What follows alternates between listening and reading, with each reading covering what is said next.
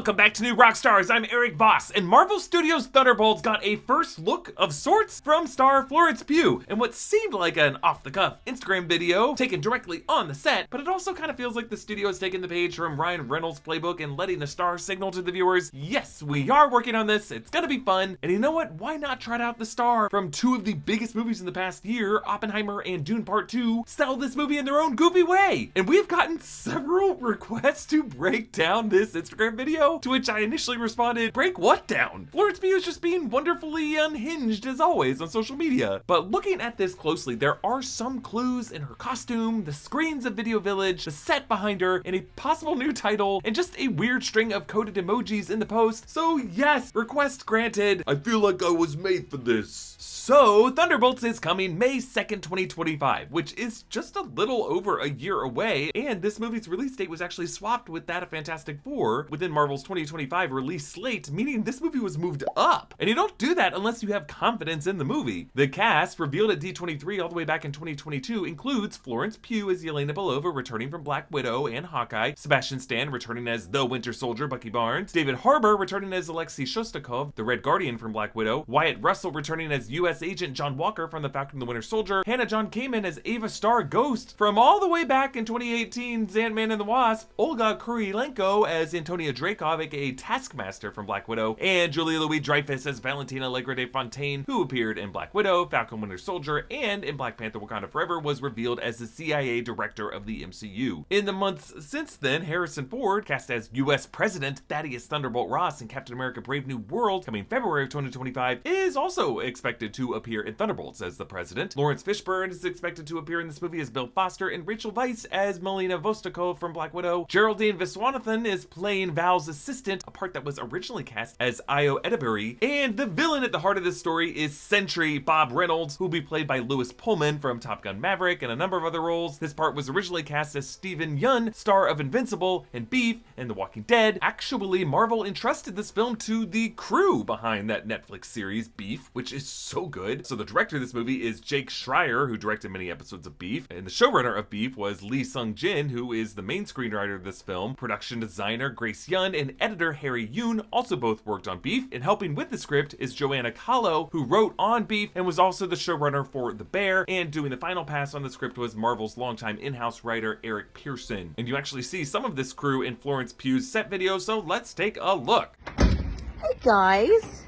how you doing? I know that I've kind of dropped off for a little bit, but that's partly because I was whisked off to Atlanta to go and shoot a movie that I'm not really allowed to talk much about, but I can show you some things sneakily, as long as you don't tell anyone. I can show you this. I can show you our fantastic AD team.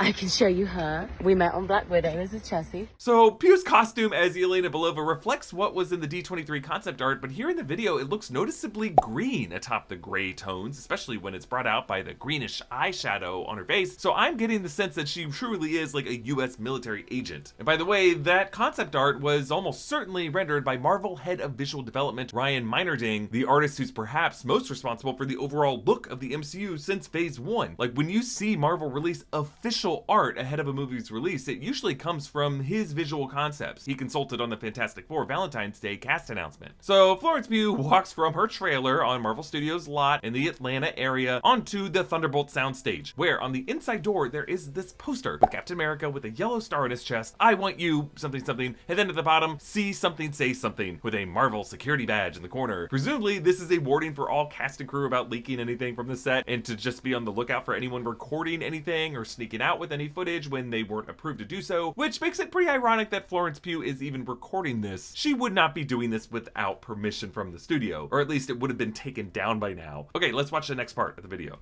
We're in the studio that we're shooting in on this movie that I can't tell you much about, but look at that. That's on a bell. That means they're shooting. I'll be quiet now.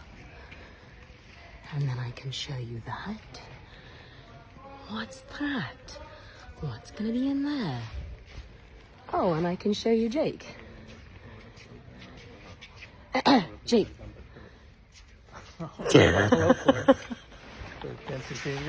This is Jake, our director. Hi, everybody. What are we allowed to say we're doing? I don't think you're even allowed to be doing this, most likely. I know, someone's gonna come and rugby tackle me. Yes. So again, I know Florence Pugh is just teasing us with this video, but there are two sets that she references on her walk here. The first is actually mostly visible, a gray painted pipe or silo with a long strip of lights running along it vertically. And while at first it just looks like nothing, like maybe the back wall of a more interesting set on the other side, when she first approaches it, you can see that there's unpainted wood beams on the other side of this. So the side that Florence points to was actually painted to look this way, and this is an actual location in the film. It's some kind of cylindrical shaft, like maybe a chimney or an exhaust pipe or an elevator shaft. Whatever it is, Florence must know the context of it because she knew to point to it. But there is a much bigger set on the other side of this wider wall that she points to secondly. And the way she hypes it up, it seems like the kind of thing that the moment Marvel fans look at it, they are going to know or be able to make guesses about what it is. Now, if you've been following Thunderbolts news and rumors for the past year or so, you might be thinking this must be the corpse of Tiamat, the dead celestial in the Indian Ocean from Eternals that has existed in every Marvel title since then, but no one has referenced it. Well, not to say that that won't factor into this movie. An adamantium mineral that might be contained within the corpse won't be the case either. I am just saying that a set piece that large would not be that distinguishable as a piece contained within this Atlanta soundstage. Like, think about it. Tiamat was massive. His head poked through the stratosphere. So on this scale, within a giant warehouse, it would look like just a white chunk of nothing. It just wouldn't be that impressive visually for Florence to even hype it up. If Tiamat's corpse appears in this movie, it's gonna be something that they mostly produce with CGI using green screen sets. But I do think there is a different set that might be familiar to Marvel viewers that we actually get a glimpse of over at Video Village. Florence Pugh introduces us to the director, Jake Schreier, and I believe the other crew person on the other side of him is the editor I mentioned, Harry Yoon. And on Harry's screen is an actual shot from the movie itself, showing Yelena Belova with a handgun pointed at someone or something. She's in some interior space with walls lit in this interesting way between these columns, and in fact, at 1 minute 35 seconds, you can see that Yelena accessed this room through a kind of elevator shaft lit white, and I'm pretty sure that is the cylindrical shaft that Florence Pugh passed before and pointed out to us. The design of that room kind of looks like the lower levels of Avengers compound from Avengers Endgame or Captain America Civil War. You remember the deleted scene shown in the Endgame teaser where Natasha Romanoff was on a firing range of the compound, and at 1 minute 30 seconds, you can see the cold gray sloped wall on the insides of the set that kind of looks like it's part of the compound lower level. And that's the part that later in this video, Florence Pugh says, oh, I can't actually show you that. I can't show you that. Now, you're probably wondering, Avengers compound, ain't that destroyed? Yes, but one of the theories fans have speculated about is that the reason Marvel Studios has left Tiamat's corpse in the Indian Ocean is that it will be the new location for the rebuilt Avengers headquarters, that they will be adapting the Avengers World Tour arc from Jason Aaron in 2018 that established the corpse of the Tiamat, the progenitor, the first celestial to visit Earth, becoming Avengers Mountain, an Avengers base located at the North Pole. So that bright white shaft that Yelena descends into based off of this screen in Video Village might be the basement of this Avengers headquarters, accessed only by the marble white exterior of Tiamat. Welcome back to New Rockstars. I'm Erik Voss, and this is a breakdown of the trailer for Spider-Chum, which will finally answer the question of what exactly happened to all the people who just kind of like spiders, but don't have any superpowers beyond not being grossed out by how many eyes they have. Seriously, spiders have 8 eyes. Isn't that wild? Most of those eyes aren't even helping with depth perception, so what are they seeing? Ultraviolet radiation? The polarization of light? Some kind of special arachnid aura that humans can't even imagine?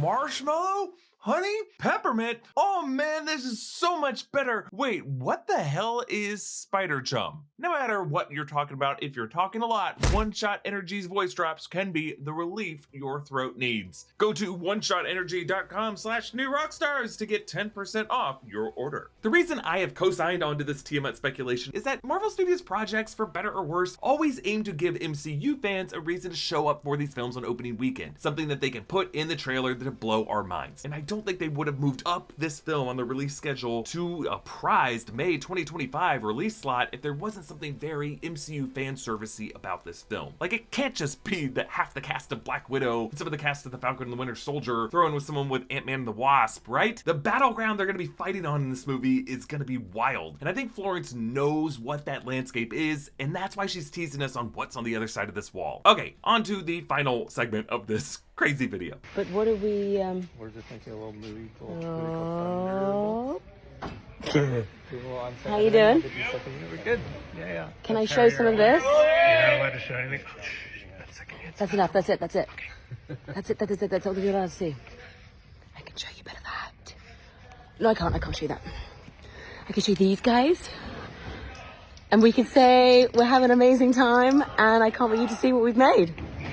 Okay, so Florence shows us the director's chair with Thunderbolts written on it, and many on social media fixated on that asterisk that follows the word, some thinking that the title has changed to add this pointless punctuation. Let me remind you that set chairs for Marvel productions are never the final word on the titles or the logos. Like, never forget the set production chair for Ant-Man and the Wasp, Quibble-Double-Doo! Ugh, if this chair could talk, we might have had an actual witness for what really went down between the actor and the movement coach. Moving on though, please take this Thunderbolt set chair with a grain of salt. Though, if the rumors are true that this team name of Thunderbolts comes not from Thunderbolt Ross, but Yelena's grade school soccer team, maybe there is a running joke in this movie that this group was going to be called the Dark Avengers, or the Shadow Avengers, or the Winter Avengers, and that they could never settle on a title, so they just went with the Thunderbolts as a placeholder. And that's like the inside joke among the crew, and why they put the asterisk there. But another interesting detail from this part of the video, at 1 minute 38 seconds, you can briefly see this yellow logo on her shoulder, which might be the Thunderbolts official team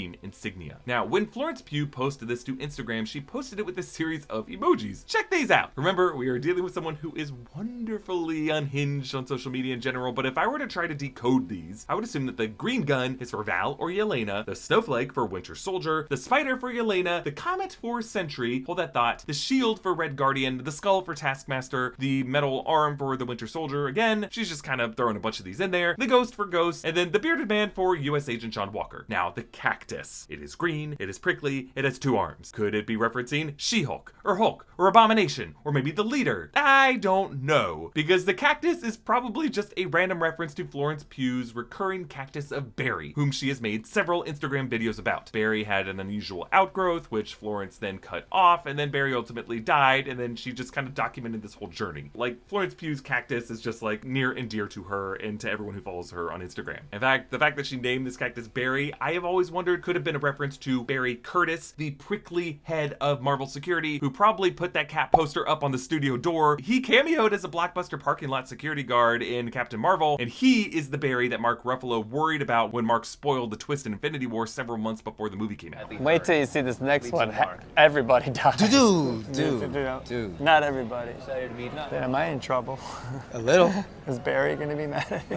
Yeah, I would like to meet. So why, you ask, would Sentry be represented as a comet? Well, not long ago, I made a video explaining who Sentry is and how he's a relatively recent addition to Marvel canon, introduced in the year 2000 as a super soldier, kind of retconned into Marvel history, given the power of 1 million exploding suns from a super soldier serum that was 1,000 times more powerful than the dose given to Steve Rogers, and he possesses a ridiculous power set, fighting the Hulk, fighting Galactus to a stalemate according to Spider-Man, ripping Ares in half, but he shares his consciousness with a malevolent entity called the Void, and there's many different theories about where exactly that Void came from, many thinking it coming from the cosmos. But in that video, I speculated that Sentry could be used to explain the long missing ingredient of super soldier serum in the MCU, and that missing ingredient could be a mineral that came from the celestial seed that produced Tiamat. And I got a weird amount of heat for this theory, but I was just saying that there could be like a cosmic link between Sentry and the Celestials, and that the Void could be a reflection of that link. So maybe the comet representing Sentry could connect to this whole idea of the celestial seed. Now, there have been further rumors claiming the plot of the Thunderbolts, and if you want to stop watching now to avoid any of that kind of stuff, feel free to. Thanks for watching. But some are saying that the Thunderbolts plot is going to be something like an MCU Suicide Squad story, where Bucky and the Red Guardian don't come in until late in the movie, and then Val is really the Amanda Waller figure who just deploys the rest of the cast on a specific mission to extract Sentry, and Sentry is going to be revealed as a super soldier that she created, and he completely loses control, and that some of these characters are going to die and some won't. I don't really know about the authenticity of these claims. I was able to track them to a Reddit post recently, and this was written by someone who was very clear that they just got them from a spreadsheet that this Reddit community compiled of various claims that people have made about the film over the months, and very, very few of them are actually confirmed. I just present all this to you as a reminder that when you see these claims shared, just please do the work to go back to look at where they came from before you just share them further. But I want to know from you, when it comes to this Thunderbolts movie, what are you most excited about for this film? And if you're not excited about it, that's fine. explain, but what would get you excited about it? Because I will say, of all the titles on the MCU slate, this one has me most interested on why Marvel would do this as a movie. Well, comment down below with your thoughts and follow me at Erik Voss. Subscribe to all 3 channels of the new Rockstars network for breakdowns and news coverage of everything you love. Thanks for watching, and I'll see you next time. Bye.